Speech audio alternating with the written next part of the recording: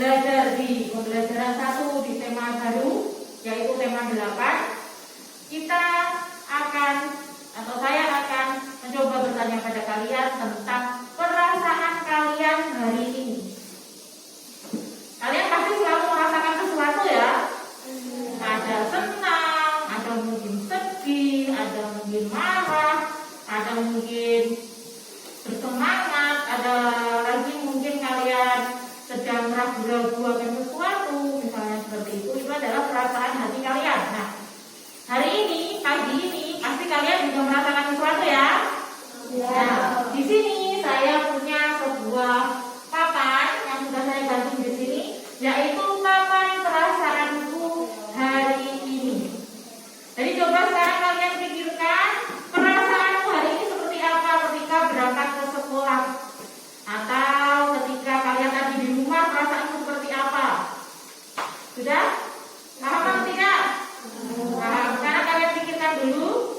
Setelah itu nanti maju ditempelkan di sini. Kalau pilihan ini berarti ini adalah senang. Kalau yang ada bintangnya ini adalah bersemangat. Kalau ini kalian berarti marah, dan kalau yang ini berarti kalian sedih. Coba pikirkan kira-kira kalian senang, semangat, marah atau sedih.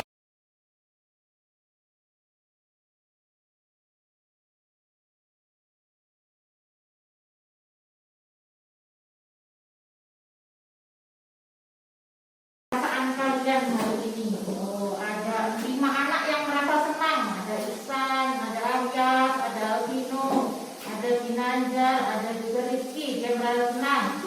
Terus, ternyata banyak sekali yang antusias hari ini. Ada Rurin, Amel, Alika, Rizky, Imron, Fahmi, dan Denisa.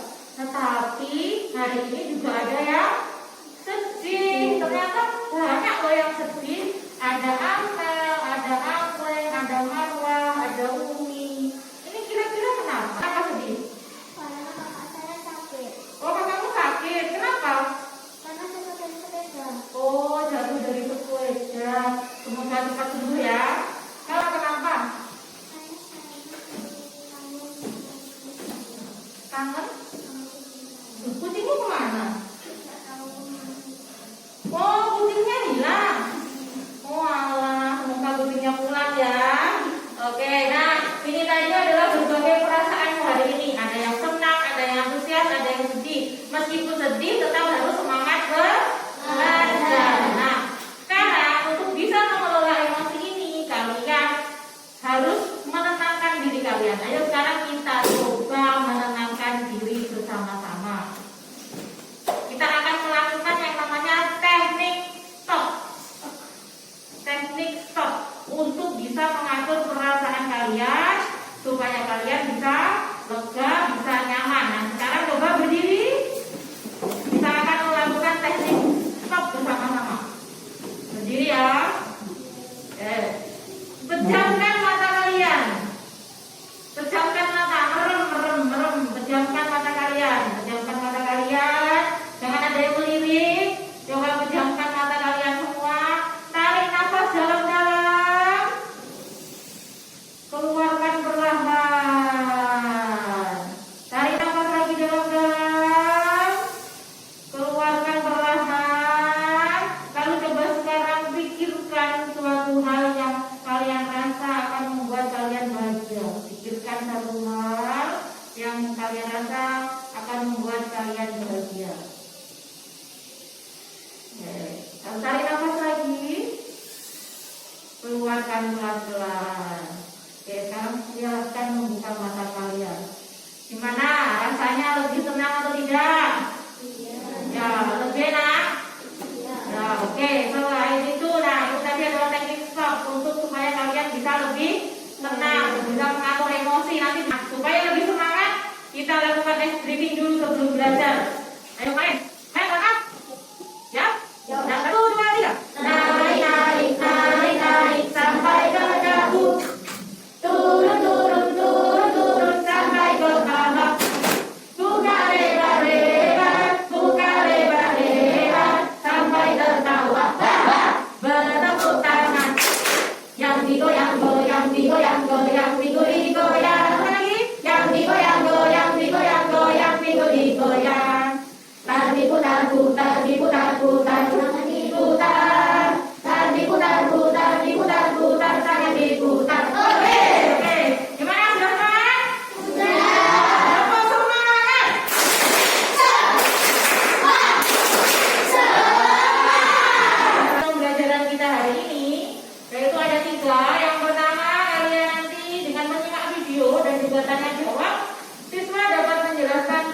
rangkaian dan ciri-ciri cerita fiksi dengan tepat.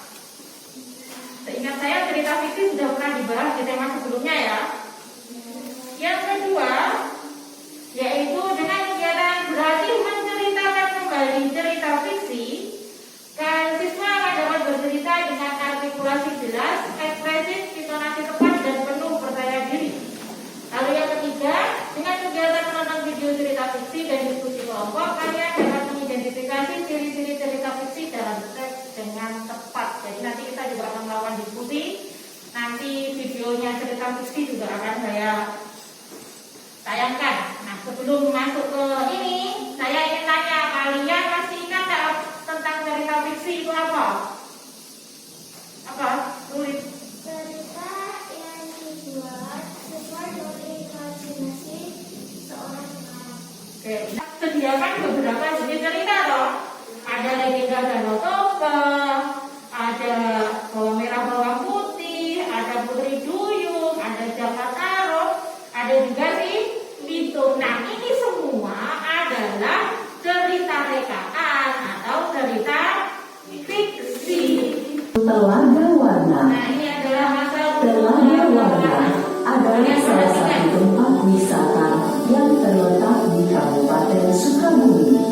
Kabupaten Sukabumi merupakan sebuah kota yang menjadi bagian dari Provinsi Jawa Barat.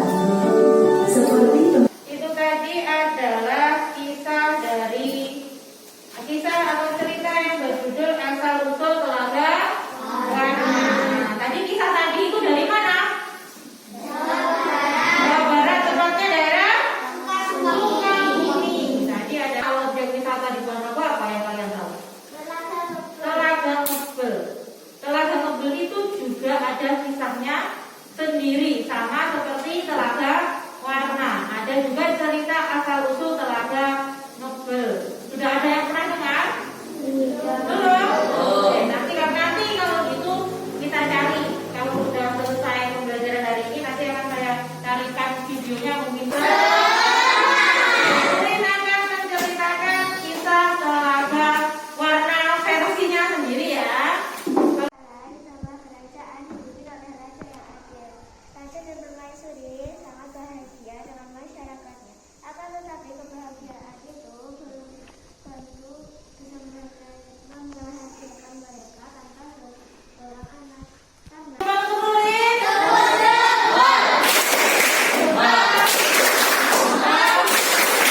Oke, gimana? Bagus atau tidak?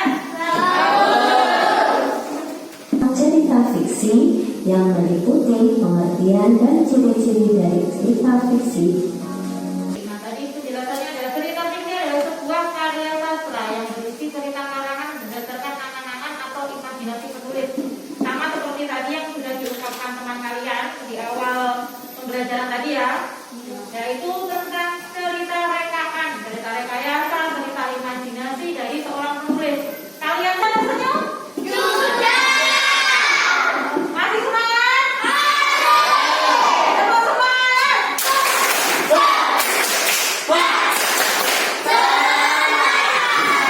Kita lanjutkan lagi. Tadi kita sudah menonton tentang Telaga Warna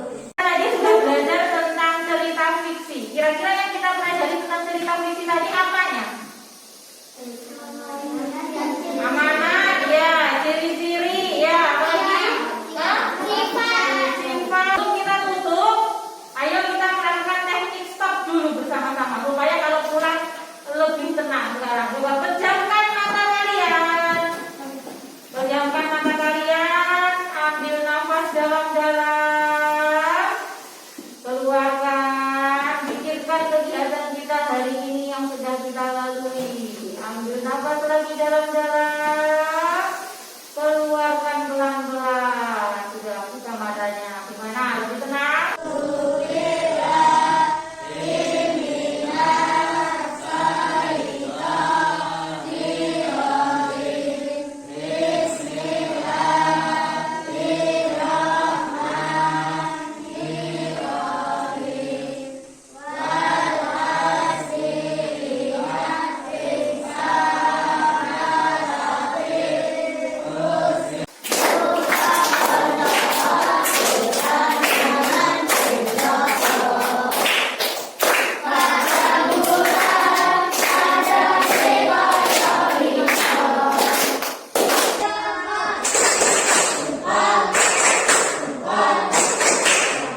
Gimana? Suka dengan pelajaran hari ini? Suka. Suka bagian apa? Yang paling kamu suka bagian apa? Belajar kelompok. Oke, berarti lain kali kita akan lebih sering melakukan pekerjaan kelompok. Tapi ingat, kalau bekerja kelompok kita harus selalu bekerja sama. Oke, saya tutup. Oke, saya tutup pembelajaran hari ini ya. Wassalamualaikum warahmatullahi wabarakatuh. Selamat pagi.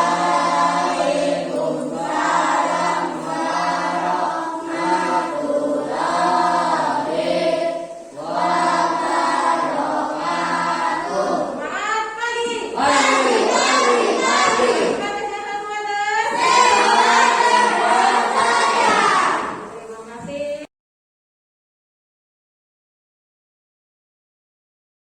Assalamualaikum warahmatullahi wabarakatuh. Perkenalkan, nama saya Prema Kartika Intansari. Saya adalah calon guru penggerak angkatan 4 dari Kabupaten Ponorogo, tepatnya adalah dari SD Negeri 1 Wates.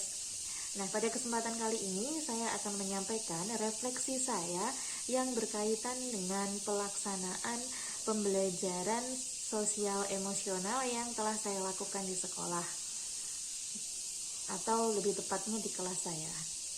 Nah, tahap pertama yang saya lakukan yaitu perencanaan, di mana pada saat perencanaan ini saya membuat rencana pembelajaran berupa RPP.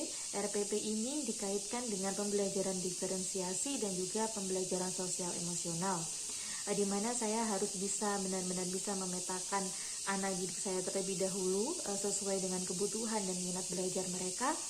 Selain itu, saya juga harus membuat pembelajaran di mana saya harus menempatkan di mana letak diferensiasi konten, di mana letak diferensiasi produk maupun proses. Nah, selain itu saya juga harus menempatkan di mana kompetensi dari sosial emosional ini diletakkan. Nah, ini adalah pengalaman baru untuk saya, meskipun setelah saya lihat RPP sebelumnya sebenarnya mungkin sudah mengandung unsur-unsur diferensiasi maupun pembelajaran sosial emosional, namun hanya saja itu masih tidak tersirat atau masih belum jelas, belum nampak seperti itu, sehingga pada pembelajaran ini persiapannya yaitu memunculkan di mana letak dari pembelajaran berdiferensiasi maupun pembelajaran sosial emosional yang diintegrasikan dalam pembelajaran. Nah, selanjutnya ketika tahap pelaksanaan pembelajaran yang saya alami, ini juga pembelajaran yang baru. Sebenarnya mungkin kita sudah sering melakukannya, hanya saja jika kita buat perencanaannya seperti ini adalah sesuatu hal yang baru untuk saya, di mana saya melakukan diferensiasi kepada pembelajaran yang saya laksanakan, sehingga itu adalah pengalaman yang luar biasa. Saya juga akan mencoba mengolah emosi anak-anak. Saya mencari tahu apa perasaan mereka di pagi hari ketika mau belajar. Saya tanya dulu bagaimana perasaan mereka, apakah mereka senang dan lain sebagainya. Saya menggunakan papan perasaanku seperti yang ada dalam video.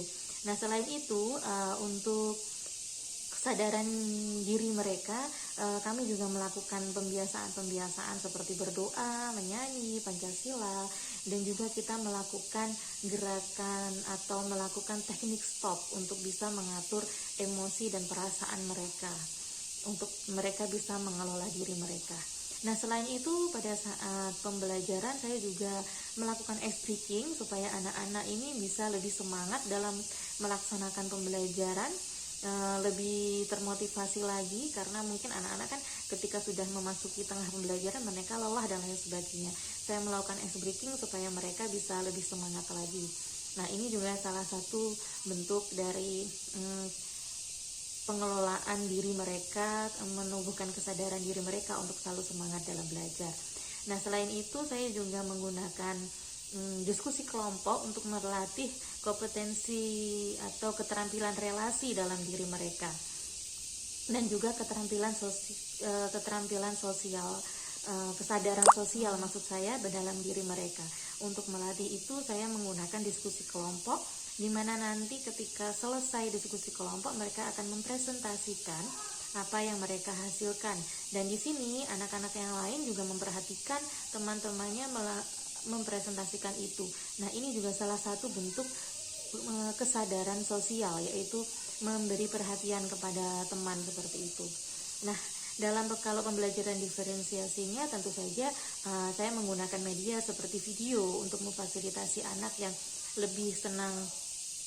Untuk anak yang audio visual saya memfasilitasinya dengan video, dan juga kalau untuk anak yang kinestetik bisa dengan melakukan kerja kelompok bersama. Mereka bisa bergerak ke sana kemari untuk mereka bisa aktif dalam kegiatan kerja kelompok. Selain itu saya juga meminta anak untuk maju ke depan dan menceritakan cerita yang baru saja mereka lihat. Saya persilahkan siapa yang mau maju dan mau mempresentasikan apa yang sudah mereka pelajari tadi untuk bisa melatih keberanian mereka.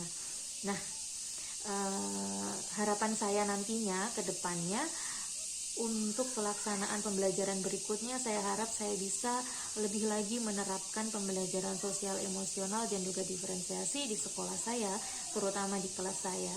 Saya berharap dengan melakukan itu anak-anak bisa berkembang secara maksimal, potensi mereka bisa berkembang secara maksimal, minat dan bakat mereka juga bisa berkembang. Selain itu mereka juga akan merasa nyaman dan aman di kelas, sehingga bisa mewujudkan cita-cita kita, yaitu membuat merdeka belajar serta mewujudkan profil pelajar Pancasila. Terima kasih, demikian yang bisa saya sampaikan. Wassalamualaikum warahmatullahi wabarakatuh.